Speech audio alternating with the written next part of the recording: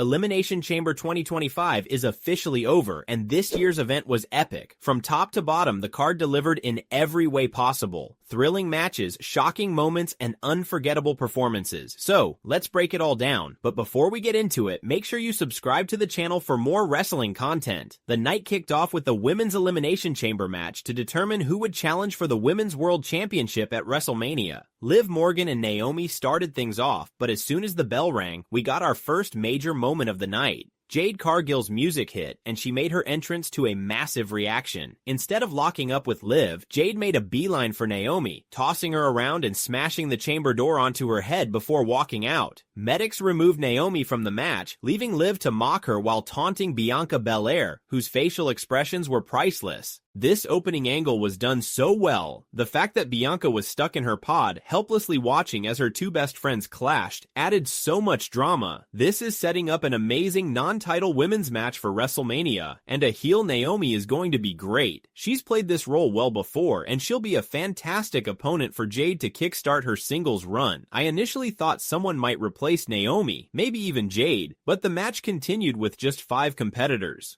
Once Bianca entered the fray, Liv immediately tried to jump her from behind, setting the tone for the rest of the match. Bayley and Roxanne Perez continued their ongoing feud, bringing high-energy offense when they entered, while Alexa Bliss added mind games to the chaos. In the end, Bianca outlasted everyone, pinning Liv after an intense final stretch. This was an incredible match, arguably the best women's Elimination Chamber match in history. After the match, we got a tense stare-down between Rhea Ripley, Io Sky, and Bianca Belair.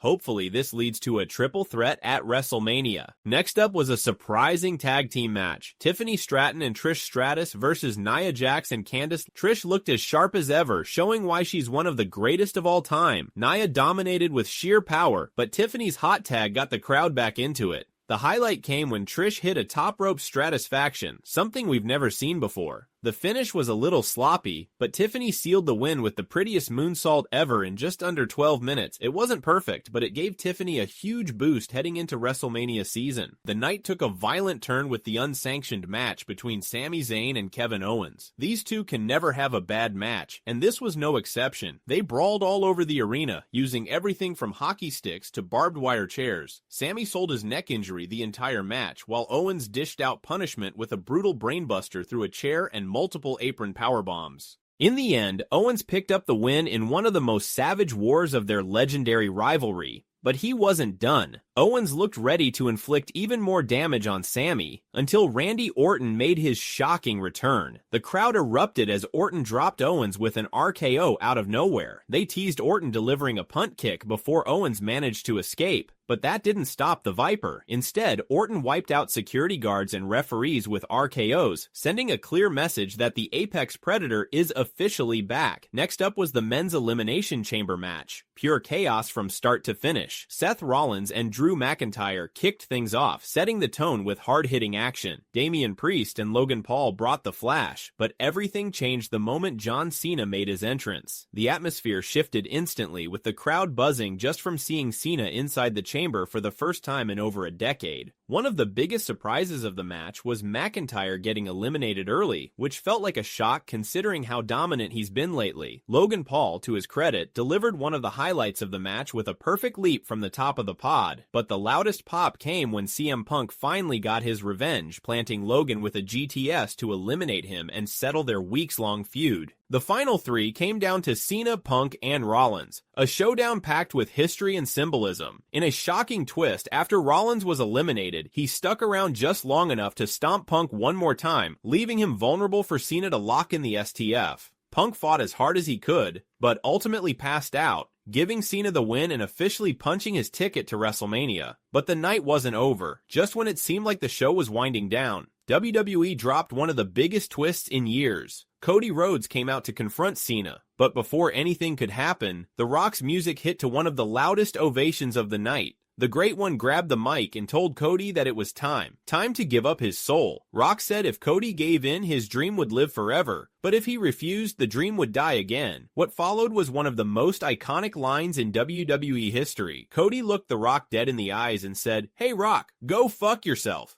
Completely uncensored, the crowd lost their minds. But what nobody saw coming was what happened next. Cody and Cena embraced each other instead, and we saw Rock looking at Cena, giving him the signal. Cena then hit Cody with a low blow, officially turning heel. Holy shit, Cena is corporate, officially turning heel for the first time in 20 years. The arena was in pure shock. Cena ripped off Cody's watch and repeatedly smashed him in the face with it, drawing blood. The Rock grabbed Cody's custom weight belt and started whipping him across the back while Cena looked on with a sick smile. By the time it was over, Cody was left a bloody mess in the middle of the ring. This was this generation's Bash at the Beach 1996, one of those moments that felt like it would never actually happen. Cena has always been the ultimate good guy, the face of WWE for nearly 2 decades. But if you really think about it, the signs were there all along. From Cena declaring for the Chamber without earning his spot to how quickly he capitalized on Punk's injury during the match, the seeds had been planted for weeks. What makes this turn so perfect is how Hollywood Cena fits right into this story. Cena and The Rock, 2 of the biggest movie stars on the planet, playing egotistical corporate villains who think they're better than the fans and the entire roster. The promos these two could cut together would be absolutely insane if WWE actually pulls the trigger on Cena winning his 17th world title as a heel at WrestleMania. The summer of 2025 could be one of the wildest stretches in WWE history. Imagine heel Cena reigniting feuds with Randy Orton, CM Punk, or even Seth Rollins, but from a completely different perspective, and if they give this run the proper 6-month build instead of rushing through it, there's even potential for a full-blown redemption arc by the end of the year. But what do you think of Cena's stunning betrayal? Is this the biggest heel turn since Hulk Hogan in 1996? Let me know your thoughts in the comments, and don't forget to subscribe for more wrestling content.